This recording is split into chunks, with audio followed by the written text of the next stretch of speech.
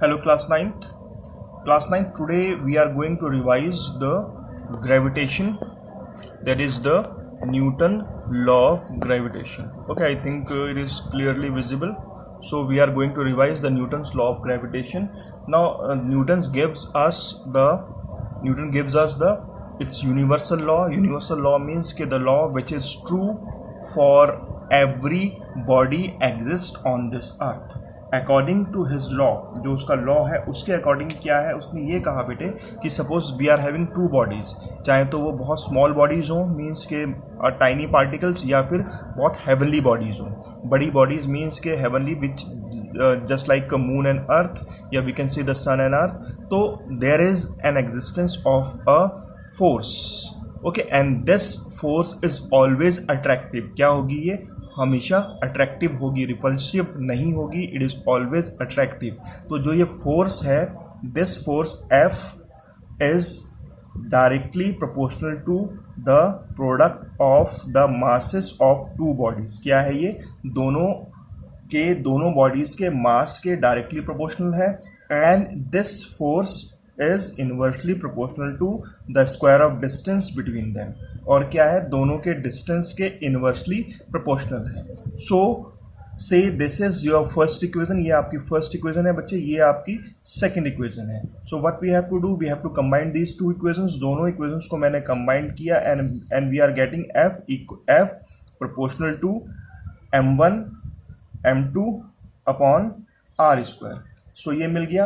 अब क्या करना पड़ेगा, मीन्स के we have to remove this proportionality sign. So proportionality sign जब आप हटाएंगे, so we have to put an constant, and the constant which we are using here is G, and G is called the gravitational potential, gravitational constant. It is called gravitational constant. So this is your Newton's law of gravitation. ये क्या आ गया आपका? This is called the Newton's law of gravitation. ये आपका Newton का gravitational law है. According to this law, चाहे तो कोई माइन्यूट स्मॉल सा पार्टिकल है या कोई हेवनली बॉडी है, तो उसके ऊपर जो फोर्स एक्ट करती है, that force is directly proportional to the product of the masses. दोनों बॉडीज के मास के प्रोडक्ट के प्रोपोर्शनल है, and it is inversely proportional to the square of distance between them. It means कि अगर आप डिस्टेंस को इंक्रीज डिक्रीज करेंगे तो ये फोर्स भी अकॉर्डिंगली इंक्रीज या डिक्रीज करेगी. दोनों इक्वेशंस को कंबाइंड किया and we are getting this. ये मुझे यूनिवर्सल लॉ मिल गया. अब बात करते हैं इस जी की. ओके, ये जी क्या है? This G is your gravitational constant. ये क्या है आपका? It is called the gravitational constant. सबसे पहले इस जी को देखते हैं. तो जी को क्या देखते हैं कि दैट मीन्स के I want to find out the value. इसकी वैल्यू निकालते हैं कि देखते हैं कि इसकी वैल्यू क्या होगी और इसका यूनिट क्या होगा. तो मुझे करना क्या पड़ेगा, इसी वाले फॉर्मूले को यूज़ करके यहाँ से जी को पहले सब्जेक्ट बनाते हैं. So from here we are getting G equals to, cross multiply करेंगे, एफ इंटू आर स्क्वायर हो जाएगा. एफ इंटू आर स्क्वायर हो गया, एंड अपॉन कितना बच रहा है? m1 m2. So you know very well कि जो फोर्स है उसको किस में मेजर करते हैं? न्यूटन में मेजर करते हैं. फोर्स को न्यूटन में मेजर करेंगे. ये क्या है? डिस्टेंस है, तो that means it is measured in metre square हो जाएगा, क्योंकि यहाँ पर आर स्क्वायर है, अपॉन केजी का स्क्वायर. केजी का स्क्वायर क्यों होगा? क्योंकि यहाँ पर m1 m2 दो मास इन्वॉल्व हैं. सो दैट मीन्स इसका यूनिट क्या हो गया? द यूनिट ऑफ जी, जो जी है उसका यूनिट क्या हो गया? यूनिट इसका हो गया न्यूटन मीटर स्क्वायर पर KG square. Okay, this is the unit. अब बात करते हैं इसकी वैल्यू की. ठीक है, बात करते हैं इसकी वैल्यू की. सपोज इसकी जो वैल्यू है, इट्स वैल्यू इज 6.67 इंटू 10 की पावर -11, और यूनिट क्या लगाएंगे इसके साथ में? न्यूटन मीटर स्क्वायर पर KG square. So this is the value of the gravitational constant जी. अब स्टार्टिंग में ही मैंने बताया था कि जो ये फोर्स है ये कैसी होगी? हमेशा अट्रैक्टिव होगी, रिपल्सिव नहीं होगी. दो बॉडीज़ हैं, उनके बीच में हमेशा क्या लगेगी? अट्रैक्टिव फोर्स लगेगी. तो ये इसके स्पेशल सिग्निफिकेंस हैं कि फोर्स कैसी होती है? अट्रैक्टिव होती है, और it is directly proportional to mass के डायरेक्टली प्रोपोर्शनल होती है. And it is inversely proportional to the square of distance between the square of distance between the two bodies. अब देखिए ये मैंने निकाल दिया, ये क्या निकला है बेटा, ये यूनिवर्सल लॉ के ये क्या हो रहा है, फोर्स निकल रही है, कौन सी फोर्स है, ग्रेविटेशनल फोर्स है।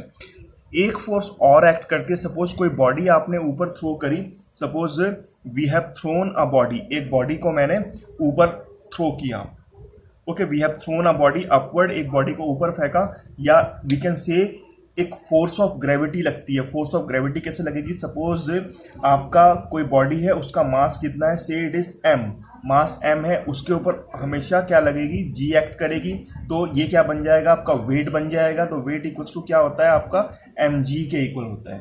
सो यहाँ से weight is a kind of a force, so that means W की जगह पे मैं क्या लिख सकता हूँ, फोर्स लिख सकता हूँ। तो F इक्वल्स टू कितना आ गया आपका, mg आ गया। एंड ये कैसी है, फोर्स ऑफ ग्रेविटी है, और ये क्या है, दूसरी वाली क्या है, ग्रेविटेशनल फोर्स है, that is g m1 m2 upon R square.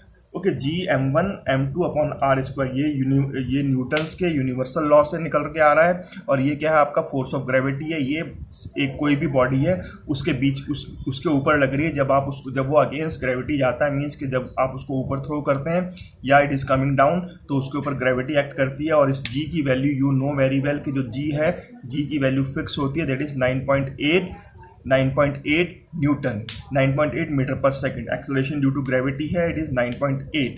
अब मैं यह बात कर रहा हूँ किसकी, एक्सेलरेशन ड्यू टू ग्रेविटी। तो सबसे पहले हमें समझना पड़ेगा कि एक्सेलरेशन ड्यू टू ग्रेविटी क्या है। देखिए एक्चुअल में क्या होता है कि जब अर्थ रोटेट करती है, सपोज अर्थ रोटेट कर रही है, तो रोटेशन से क्या होता है, एक फोर्स क्रिएट होता है। ओके, फोर्स क्रिएट, एक एक्सेलरेशन क्रिएट होता है, मीन्स के रोटेट कर रहे हैं आपको, रोटेशन से क्या हो रहा है कि एक फोर्स क्रिएट हो रहा है, that force is called the force of gravity. उसी फोर्स को क्या बोलते हैं, you called it a force of gravity. तो फोर्स ऑफ ग्रेविटी हमने निकाल दिया, कितना आ गया, mg। एंड यूनिवर्सल लॉ के अकॉर्डिंग जो ग्रेविटेशनल फोर्स है वो कितनी है, इतनी है। अब सपोज मैं आपसे कहूँ कि just find out the relation between capital G and small g। Small g में और कैपिटल G में आपने क्या करना है, रिलेशन फाइंड आउट करना है। इसमें क्या करना है, आपने रिलेशन फाइंड आउट करना है। दो इक्वेशंस हैं मेरे पास, ये क्या है, फर्स्ट इक्वेशन है सपोज, और ये सपोज क्या है आपकी सेकंड इक्वेशन है। तो यहीं से दोनों ही क्या है, दोनों ही फोर्स हैं, दोनों क्या है, फोर्स हैं। तो यहाँ से दोनों को मैं क्या कर दूंगा, इक्वेट कर दूंगा। दैट मीन्स F इसको लिख देते हैं FG, इसको लिख देते हैं F capital G।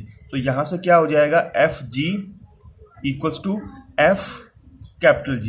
So FG की वैल्यू कितनी है, mg है, और कैपिटल G की वैल्यू कितनी है, इसकी F कैपिटल G की वैल्यू कितनी है, g m1 m2 अपॉन कितना, आर स्क्वायर। इसको सपोज मैंने m1 बोल दिया कि सेम मास की बॉडी थी, तो m1 से आपका m1 कैंसिल हो जाएगा। So we get g equals to g m2 को m ही ले लेते हैं, m2 upon R square. So this is the relation between capital G and small g। ये आपका रिलेशन निकल के आ गया, किसमें, कैपिटल G में और स्मॉल g में। Okay, so after this free fall of a body, it is on page number 73 in your book itself. Free fall का मतलब क्या है कि बॉडी फ्रीली नीचे आ रही है। फ्रीली नीचे आने का मतलब क्या है, उसकी इनिशियल वेलोसिटी कितनी है। सपोज उसकी इनिशियल वेलोसिटी, न्यूटन की जो 3 इक्वेशंस है, पहले मैं उसको लिख देता हूँ। I am writing here the Newton's 3 equations. इससे पहले वाले चैप्टर्स में आपने इसको डिराइव किया है। फर्स्ट इक्वेशन क्या है, v equals to u plus at है। सेकेंड इक्वेशन क्या है, s equals to ut plus half at square है। एंड थर्ड इक्वेशन क्या है, v square equals to u square plus 2as है। अगर बॉडी इनिशियली रेस्ट में हो, इनिशियली रेस्ट में होने का मतलब क्या है कि उसकी इनिशियल वेलोसिटी क्या हो जाएगी, 0 हो जाएगी। उस केस में ये तीनों की तीनों इक्वेशंस कैसी बन जाएंगी, तो v इक्वल्स टू कितना हो जाएगा, 80 हो जाएगा। ओके, s इक्वल्स टू क्या हो जाएगा, हाफ 80 का स्क्वायर हो जाएगा। v स्क्वायर इक्वल्स टू कितना हो जाएगा, 2as हो जाएगा। अगर बॉडी अंडर ग्रेविटी मूव कर रही है तो दैट मीन्स हम इस a को रिप्लेस कर सकते हैं किससे, g से।